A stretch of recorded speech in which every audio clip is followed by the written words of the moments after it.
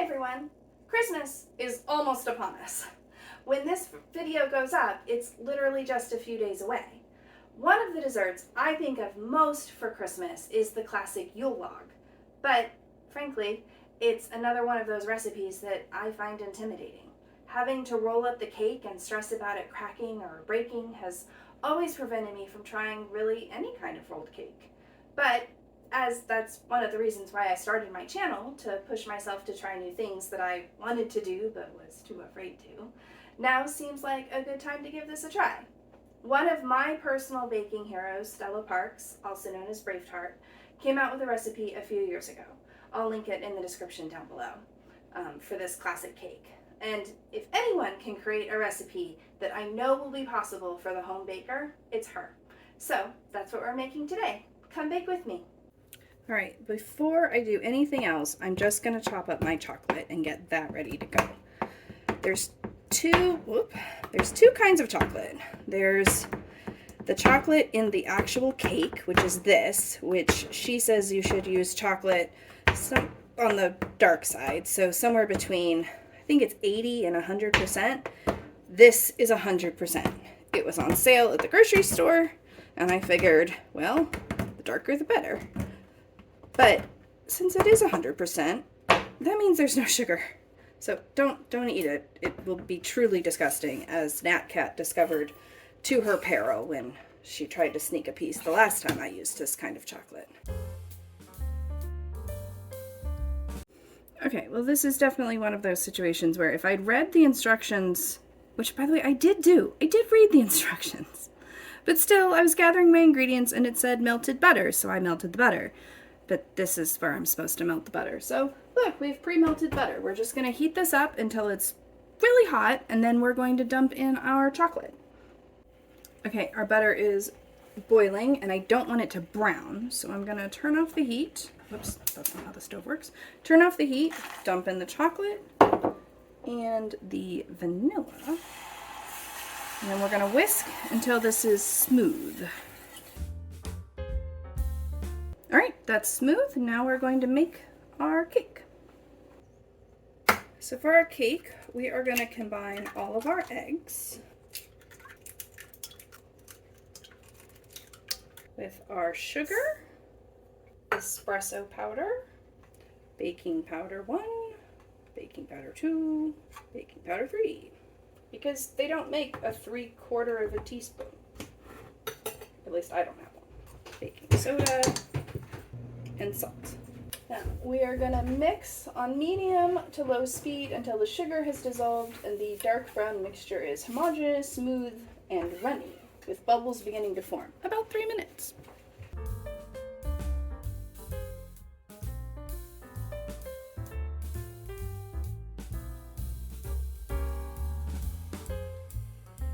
Okay, so now we're going to increase to medium, whip until the mixture has lightened to a dark tan, with a lighter, more voluminous body than before. So 5 minutes.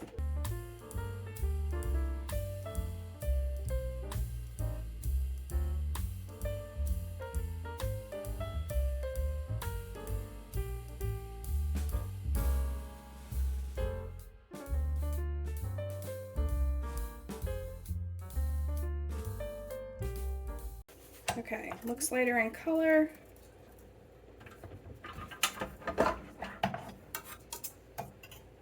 Ribbons off the whisk nicely. All right, now we increase the speed to high, continue whipping until the mixture is foamy and thick, light brown in color, it roughly doubled in volume.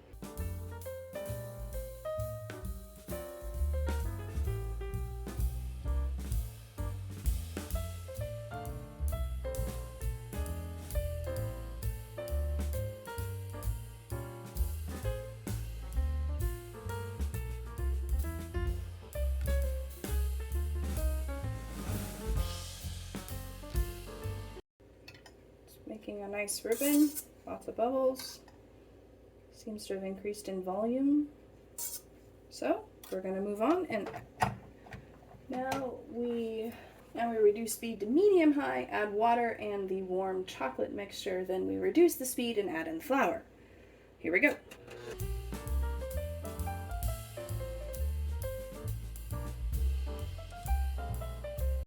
just give this a few turns by hand to make sure that all the flour is incorporated. And then we're going to put it on our fully lined baking sheet. I lined the half sheet pan with parchment paper, and I sprayed the bottom of the pan to make the parchment paper stick, and then I sprayed the parchment paper so that hopefully the cake won't stick. I think we can all agree this means my counter's not level. Into the oven this goes for 12 to 13 minutes. All right, it's been 12 minutes. Our cake is springy to the touch, but still maintains a dent. So to keep this from drying out, she says to put, sorry for the sound, a piece of foil and she says to put a piece of foil over it and tightly cover. So it just came out of the oven. It is wicked hot. So I'm just going to use some pot holders. Crimp the edges of this heavy-duty, extra-wide foil. And we're going to set this aside while we make our ganache. For the ganache, we need 12 full ounces of chocolate, which is quite a lot. And she says somewhere between 55 and 75. The 60% Ghirardelli bars were on sale at my store, so that's what I went with. And like everything else, this is going to get melted, so it doesn't have to be perfect, but the smaller you can make the pieces, the easier they'll be to melt.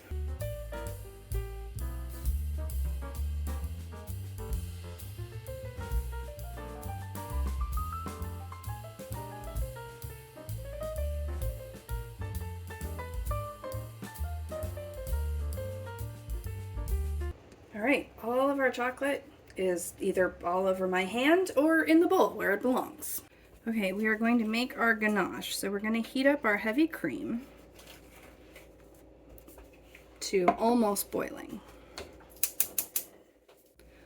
All right, we're starting to boil, so I am going to take this, turn this off, add in all of the 60% chocolate. And we're going to whisk until smooth, and then I'll add in the vanilla and the salt. Actually, I can add the salt right now. Where is the salt? I'll do a pinch of salt. All right, that's looking smooth. I'm going to add in vanilla. She just says to taste. I like vanilla, so I added in maybe a tablespoon. All right, our ganache is nice and smooth. We are going to let it sit here and cool until it is like a frosting consistency, because if I try to frost with this now, I would just get syrup. So she says it'll take about 2 hours. Our ganache is almost cooled down enough to use, so I am going to make the whipped cream that I'm going to use for the filling. You can use whipped cream or buttercream or pretty much anything that you want. Raspberry jelly would probably be good. But as we've discussed on my channel before, I can't have things that are way too rich because then I just can't eat them. So I'm going with whipped cream because buttercream would be too much and then I wouldn't be able to eat this.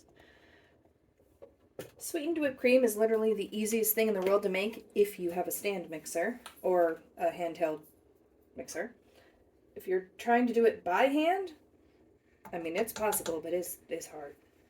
So I'm just taking my cream straight out of the fridge, adding in 2 tablespoons of powdered sugar because I don't want it to be too sweet. And then we turn our mixer on high and let it do all the work.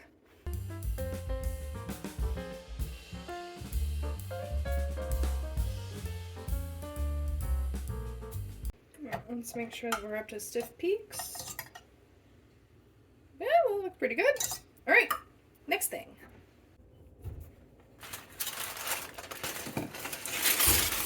So there's our cake.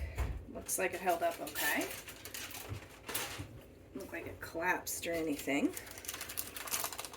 And I think it'll come off all right.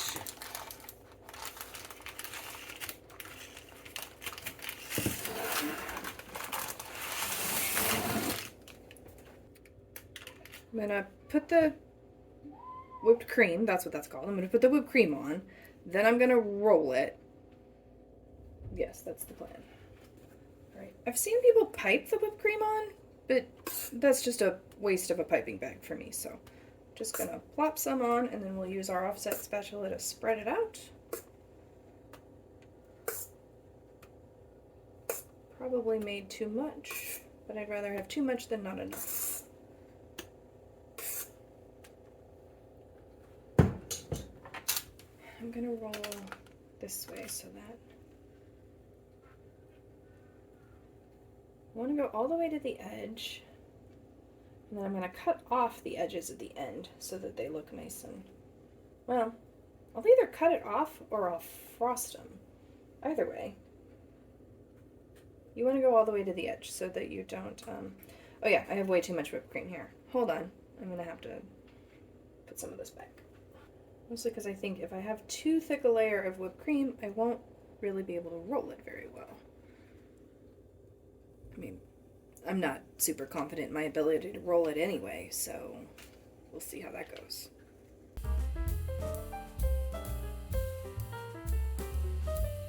Now for the truly scary part. Let's try rolling it. Well, first I've got whipped cream here. I ate it because that's what you do with leftover whipped cream.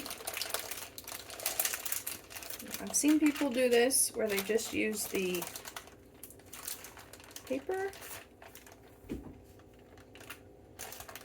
No, and it broke.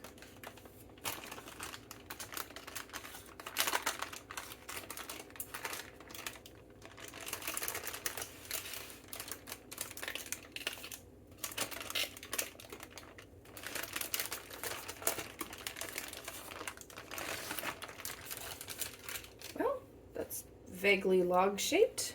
Okay. I don't have any fancy serving platters or anything to put this on, so I am going to put it on this. It is just a cookie sheet that I lined with aluminum foil.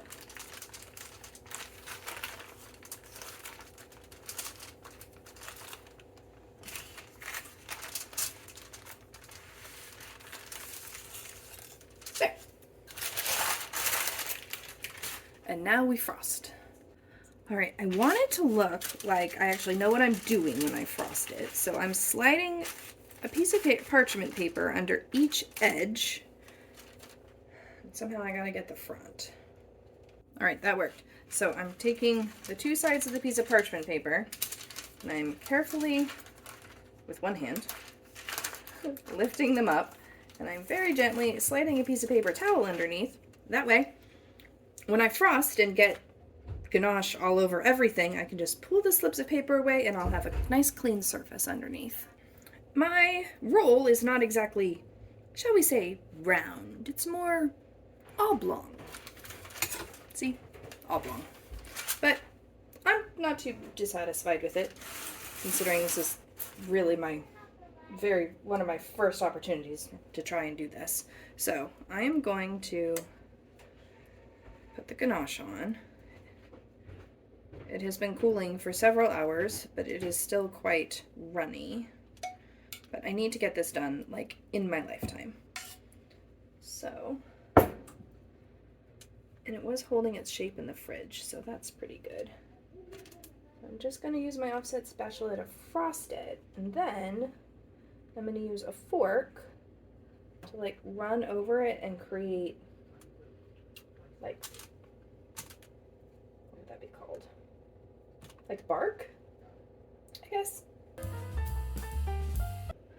beauty of this is because you are going to create that bark, I don't have to make it be perfect. Because it's definitely not going to be perfect. And that's okay. In fact, kind of ultimately at the end, once the bark is on there, the more imperfect, the better.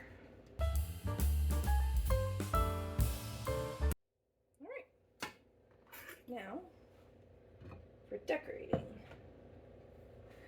I think first I'm going to do like a knot. Drop my fork in a circle. And going to do another one over here.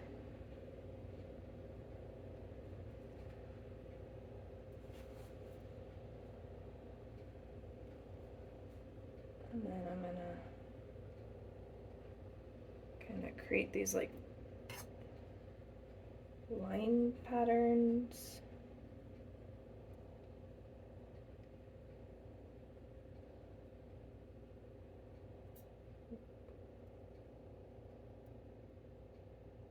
Also, too, if you don't like how it's coming out, just refrost it.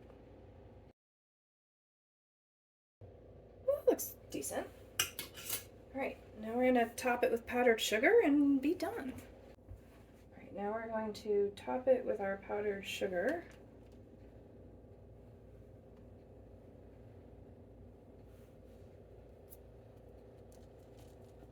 Do as much or as little as this as you want.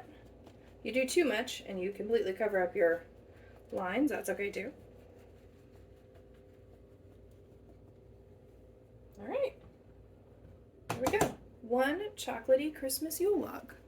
Oh wait, let's see how pulling these little things come out. That actually helped or, well, didn't.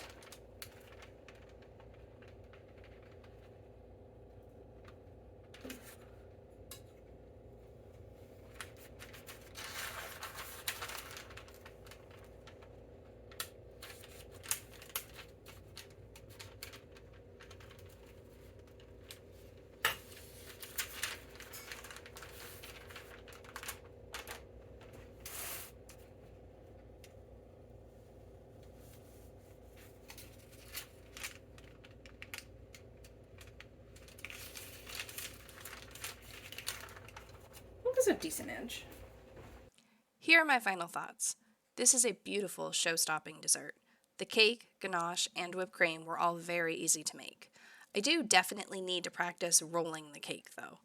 It was in no way round, but if oval is what you're going for, then mine was perfect. And realistically, I'm trying to make a log. As the trees around my house can attest, logs are almost never perfectly round. You can decorate it to be as fancy or not as you wish.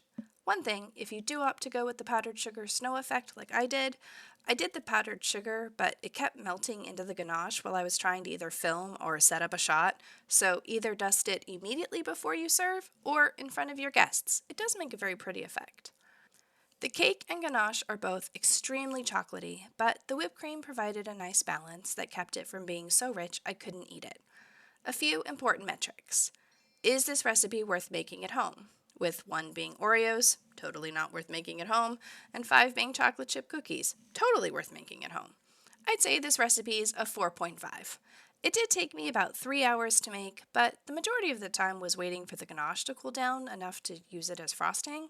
So actually making everything took maybe 45 minutes and assembly took around 15 to 20. Can or should this recipe be made in advance? With 1 being a souffle, absolutely not going to keep well, and 5 being fruitcake, will literally keep forever, I'd say this recipe is a 2. The recipe says it can keep well for up to 36 hours in the fridge if you use whipped cream filling, or on the counter if you use buttercream filling.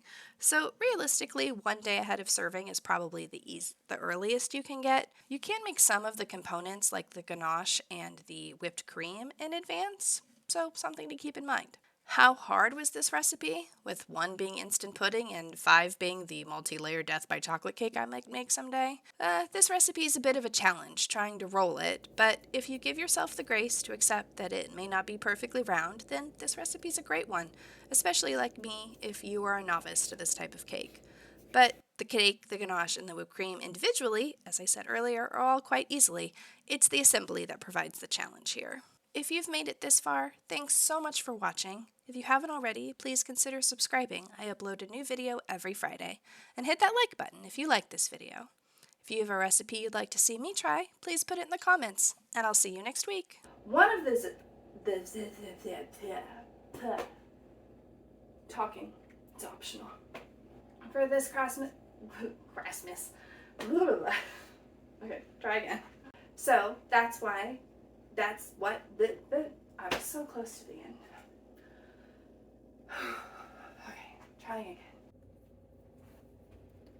Okay. Oop. Whoops. Well, okay. Hold on. That's not supposed to happen. You should know there's chocolate ganache everywhere. Or powdered sugar, or whipped cream. I'm a mess. Oh, yeah, I made it all the way through.